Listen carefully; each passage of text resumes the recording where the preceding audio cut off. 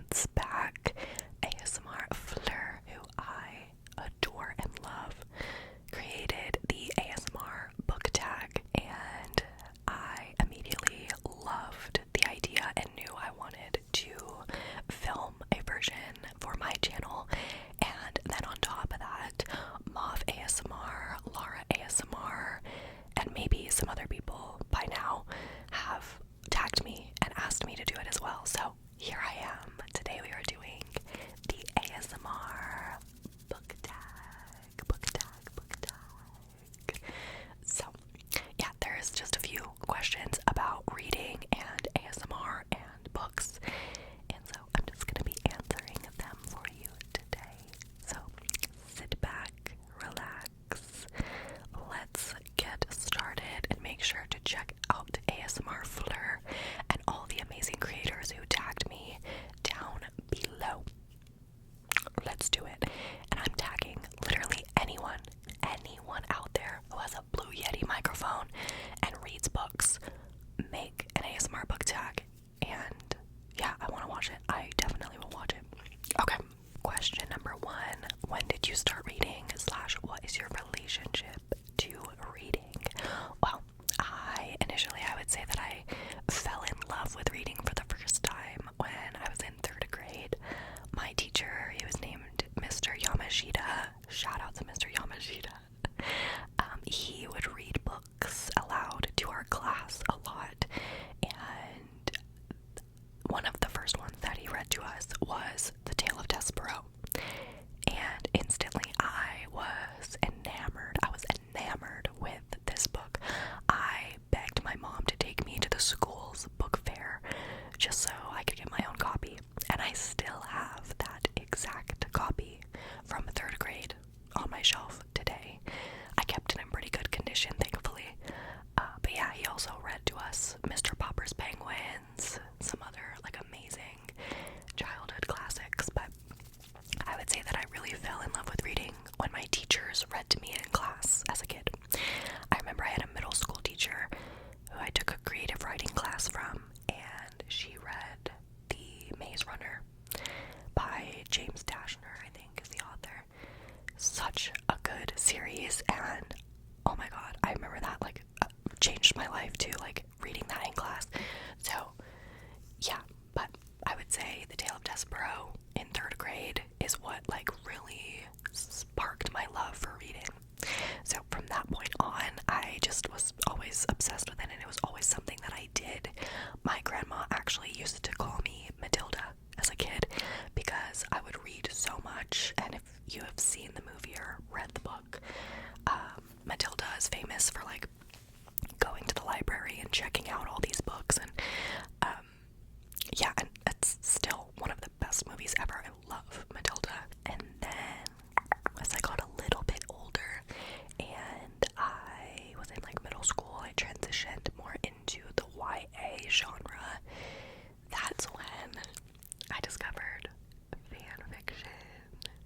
Yeah, I feel like most teenage girls that grew up reading have a fan fiction era of some sorts. At least I did.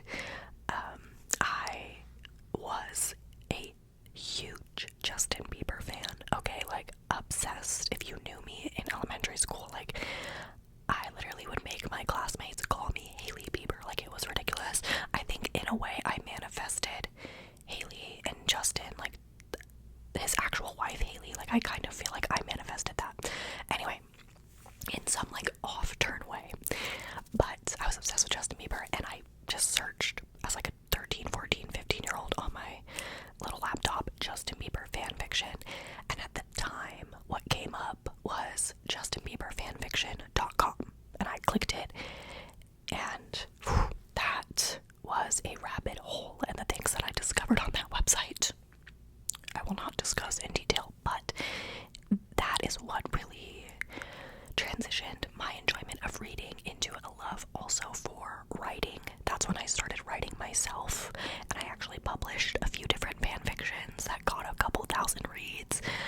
You can't find them anymore. I wish you could, but unfortunately, JustinBieberFanfiction.com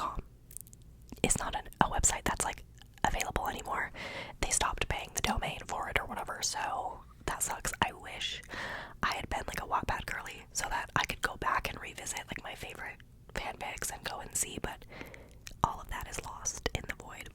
Rest in peace. But yeah, so that's when I started getting into writing, and I was really reading, but I was reading less like published books, and I was just mostly reading fan fiction. And then after that, when I was in high school, I kind of fell out of reading altogether because I was just so busy with required reading for school. And then in college, I studied psychology and creative writing, so I had required reading for that. And most of the books that I read from the ages of like 16 to 20 were psychology textbooks and random poetry collections. So yeah, I didn't really read that much during those years, but then once I graduated from college, I pretty much instantly got back into reading again as an adult. And now I think because of my love of fanfic, that's what makes me like a romance lover. That's why romance is definitely my preferred genre. And then I just do love like a really well done, well written story with amazing writing. And I think that's kind of how my childhood shaped. So that's kind of my reading taste. I like romance and I like it to be well written. And that's how we got here. So that's my background with reading. But yeah, I've just always been a gigantic reader. So question number 2, do you have a reading goal this year? What is it, and do you think you'll reach it? So I do have Goodreads. It's linked in the description box if you want to follow me over there. And I believe I set my Goodreads goal for 2023 to be 100 books. And I believe right now I'm at like 89 or something. So I think I'll reach it by the end of the year. But honestly, I don't really set reading goals to be super strict. I like to just be gentle with myself and remind myself that I do read for fun, and it doesn't matter how many books you read as long as you enjoy reading them. But yeah, I think my goal this year was 100 books. Question number 4, what's your favorite book of all time and why? So I have 3 answers for this. There's no way I can pick just one. So if like a random person asks me on the street what my favorite book is, I usually will say The Great Gatsby by F. Scott Fitzgerald.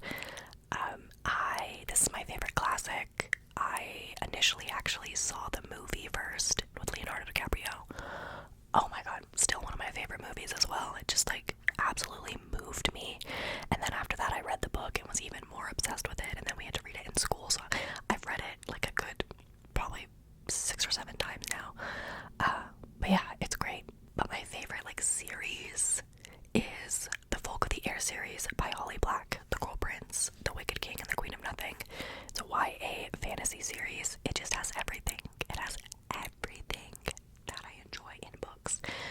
Fantasy, world building, fast-paced plot, powerful female main characters, enemies to lovers subplot, a love interest that's tall with dark hair who's a little bit mean, who's also a fucking simp, and murder, and plot twist. And like this series is just everything to me. And ever since I read it in 2022, I guess like early 2022, I've just, nothing has ever compared.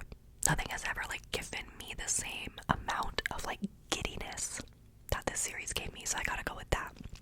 And then if it's like a romance, like if it's a romance reader asking me my favorite book, my favorite romance book, I probably would say Happy Place by Emily Henry. Any book by Emily Henry, but Happy Place is my favorite. This book was therapy for me. So yeah, those are my 3 faves, I guess. Okay, what is the worst book you've ever read? For question 5. I'm not even gonna say anything. I'm just gonna put it up on the screen. If you know, you know. No, absolutely not. Worst writing I have ever read in my life, and I read Trisha Paytas's smut novella, so that should say something. Okay, yeah, sorry if it's your favorite book or your favorite series. I still love you, and I totally respect that. I just absolutely hated it. What is your favorite book-related trigger? this is a good one. Honestly, any ASMR video that deals with books, especially if it's like romance books, I will watch it, and I've definitely watched it. If you out there, even if you have like 300 subscribers, I probably watch your videos if you make book ASMR. I just think they go so well together. But my all-time favorite book triggers probably have to be like scratching and tapping on deckled edges. It's so good. It's such a great trigger. It's underrated. I feel like people don't really appreciate deckled edges that much. Question number 7. Who's your favorite author and what draws you to their writing? So, as no surprise, we're going to talk about 2 authors that I've already mentioned. Emily Henry, of course, when it comes to romance, is that girl. I think she writes the best romances that I've ever come across in my life.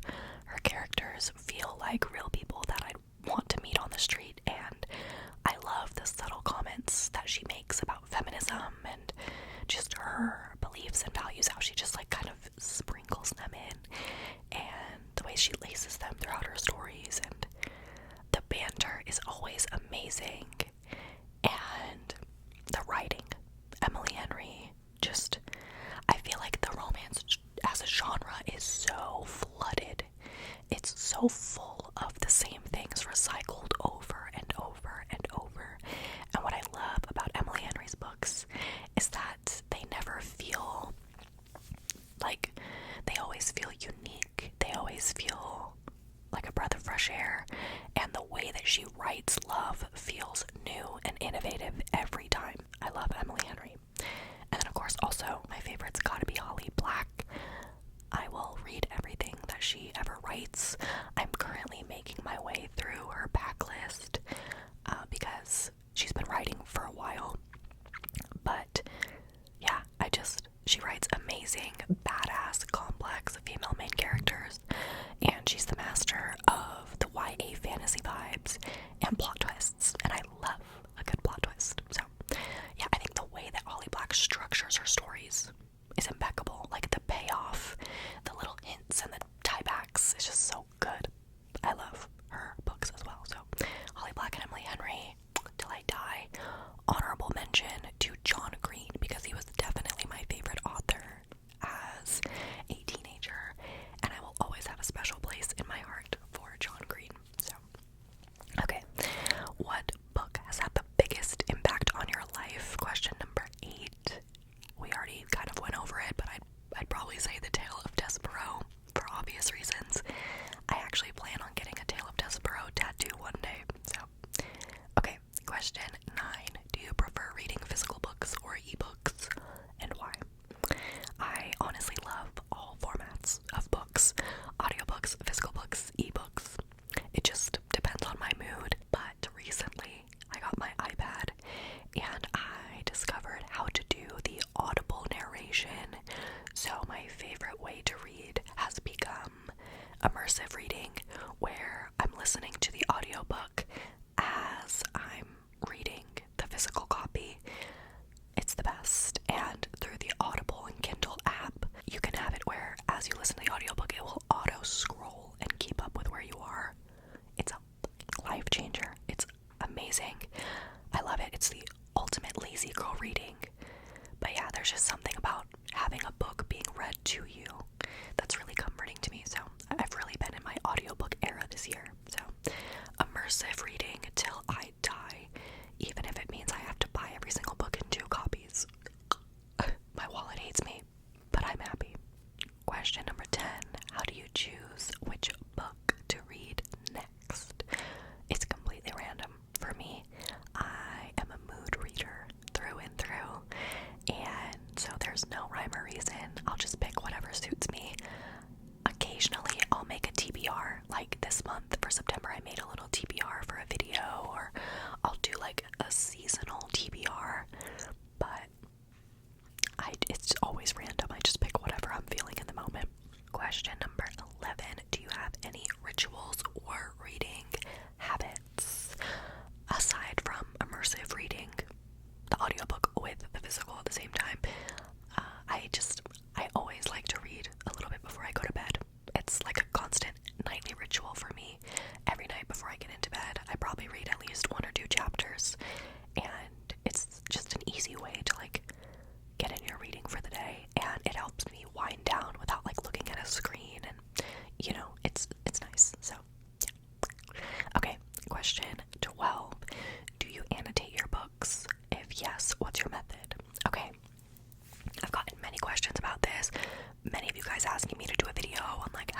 annotate, what's my annotation process, my supplies, etc. On my Amazon storefront, which I'll link down below, I do have a little section that's like annotation supplies, so if you want to know what supplies I use, it's linked in the description. But I'm not like the biggest annotator. I only do it with books that I really, really love. Like sometimes I'll annotate, but not always. I'm just a huge sucker for good writing, and so I like to highlight my favorite lines and quotes. That's always what I used to do growing up. I would just use like a yellow highlighter and just highlight my favorite sentences. But now that I have adult money and can buy a bunch of highlighters and tabs, it's kind of developed more, and I'll usually use the colored tabs, and I'll make a key in like the first page of the book, and it varies from book to book. Some people have like a color coding system that they use for everything. I don't.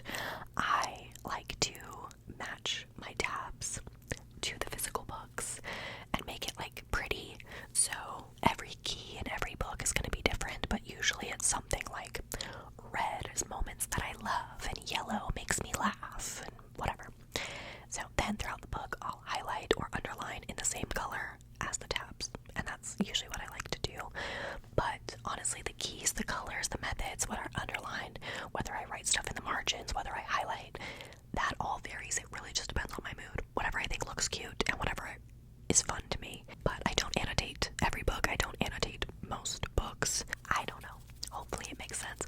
I'm gonna try and insert photos of like what I'm describing or the books that I'm talking about to help out. So yeah, the reason I haven't made a full annotation video is simply because I don't have like a tried and true method. I don't feel like I know enough, or I have a good enough of a system yet to recommend. But yeah, I annotate books sometimes. Okay. 13. What's a quote from a book that you think about often?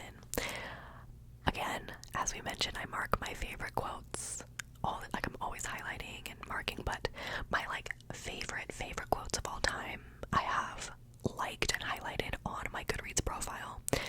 But this is one that had the most impact on me when I read it. It's from Chanel Miller's memoir, Know My Name. Highly recommend. It literally makes me emotional every time I read it, so I will read it to you. Trigger warning: sexual assault. I encourage you to sit in that garden, but when you do, close your eyes and I'll tell you about the real garden, the sacred place. 90 feet away from where you sit, there is a spot where Brock's knees hit the dirt, where the Swedes tackled him to the ground, yelling, "What the fuck are you doing? Do you think this is okay?" Put their words on a plaque. Mark that spot, because in my mind, I've erected a monument. The place to be remembered is not where I was assaulted, but where he fell, where I was saved, where two men declared, "Stop, no more. Not here, not now, not ever." Yeah, every time I read it, oh, like the power of words, man. Every time I read it, it gets me. That book and that quote is just amazing. If you haven't read that book, literally stop what you're doing, go download it, buy it, whatever, and read it, or listen to the audiobook. It's amazing. Okay, what's the last book you read that you couldn't put down? Okay, it's actually the book that I finished last night, because I literally flew through this in less than a day. I picked it up yesterday evening and finished it the next afternoon. It is Night Shift.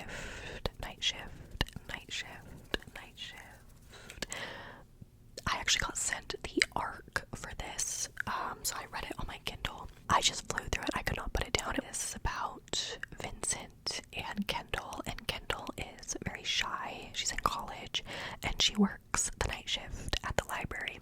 And one night, Vincent, who is a college basketball player, comes in and says, "Hey, I'm struggling in my English class, and I need help with poetry tutoring."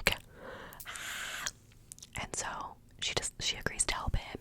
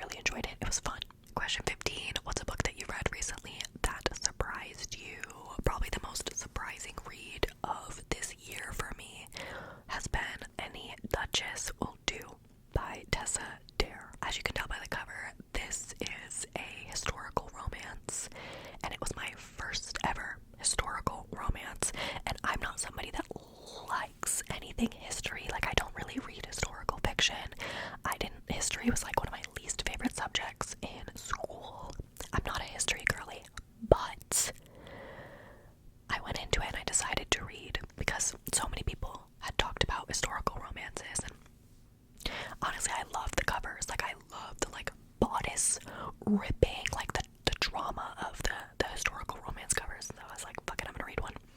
This is the first one I ever picked up, and I gave it 5 stars. It made me cry. I loved it. It was so hot.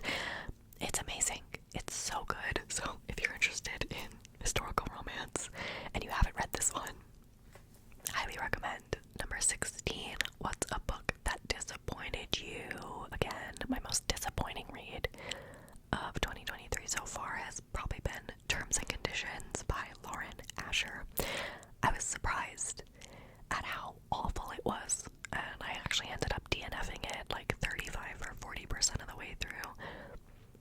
The love interest in this, Declan, he's a billionaire, and I think this book just made me realize that I do not like billionaire romances. Eat the rich. He was such an insufferable prick, and it's a workplace romance between him and his assistant Iris, and he just treated Iris like garbage. He walked all over her, and she just never stood up for herself, and I just couldn't deal with it. It wasn't romantic at all. For me, the least romantic thing I could read about is a woman having to teach a man how to behave like a civilized adult and how to respect other people, and that's basically what this book was. That's not romantic to me, but thank you. Next, what book do you think has the prettiest cover? Ooh, I mean, there are so many. Like, do you know how many books I buy just based on the covers alone? I'm a cover buy girly. I love a gorgeous, gorgeous, gorgeous, gorgeous cover. I gotta give, I think, a special shout out to the Magnolia Parks covers, the indie covers, the original covers. They're gorgeous. They're stunning. These are romance books, but I feel like they don't look cheesy. They're like elevated, and as you read, you start to understand all the little symbols and what they mean, like on the cover. There are references to everything in the book.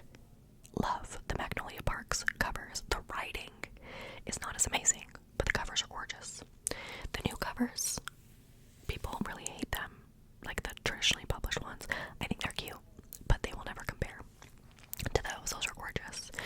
Okay, 18. What book do you think has the ugliest cover?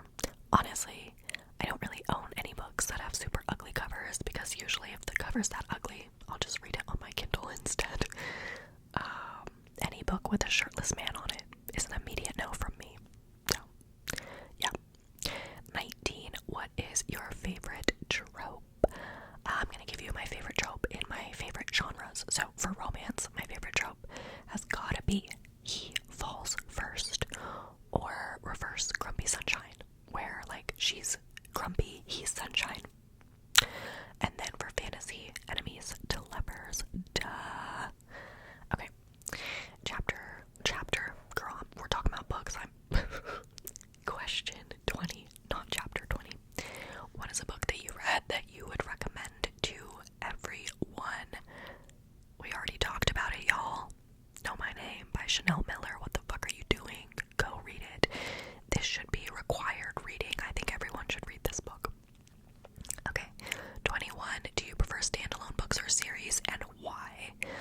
I am a series girl. I typically become more attached to books that are in a series because you get more time to know the characters. So, but honestly, I prefer like a duology or like a trilogy moment. I don't want like a 5+ book series. Those typically scare me off. But I love like a good trilogy. I feel like my least favorite part of reading a book is the first like 50 pages of a standalone, or like the first book in a series where you're like learning the characters, the setting. And I love how with series you only have to do that once, and then it's like you just get a vibe through the rest of the books, and it's just the best. So series for sure. Okay. 22. Do you have a favorite book to movie adaptation?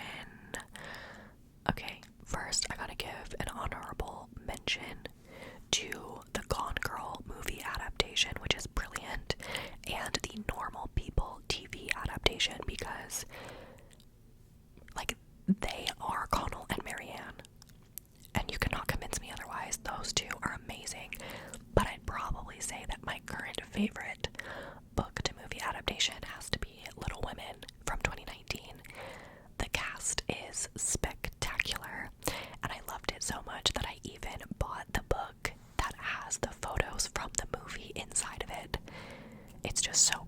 Oh, so good. But yeah, those are definitely like my top 3 adaptations. 23, what's a book that you've been meaning to read to for a long time, but haven't gotten around to yet? It's a boring answer, but it's gotta be all of my classics, my unread classics. I've had a lot of them on my radar, or, I've known about them for years, and I always say, like, one day I'm gonna read that, one day I'm gonna read that, and one day I'm gonna read that, but I haven't yet. We've got, like, Pride and Prejudice, Jane Eyre, just certain classics that I have not gotten to yet. Okay, 24, do you have a particular book that you like to revisit or reread every few years? As of right now, no. I'm actually not a huge rereader. I typically like to wait a long time before rereads so I can, like, forget some of the stuff that happens. Recently I tried rereading the Folk of the Air trilogy, and I read the first book, fully annotated it. It was amazing, it was so fun, but it took me so long, and I felt like I still knew too much, so I decided to wait before I finish rereading the other 2 books. So yeah, I feel like I'm not the biggest rereader, but maybe one day. Okay, and then to finish off the tag, we've got some this or that quick fire questions. So, fiction or non-fiction? Probably no surprise, but I'm a fiction girl. Hardcover or paperback? Paperback. Most of my books on my shelves are paperbacks. I just love, like, the floppy paperback. Oh. Romance or thrillers? Romance.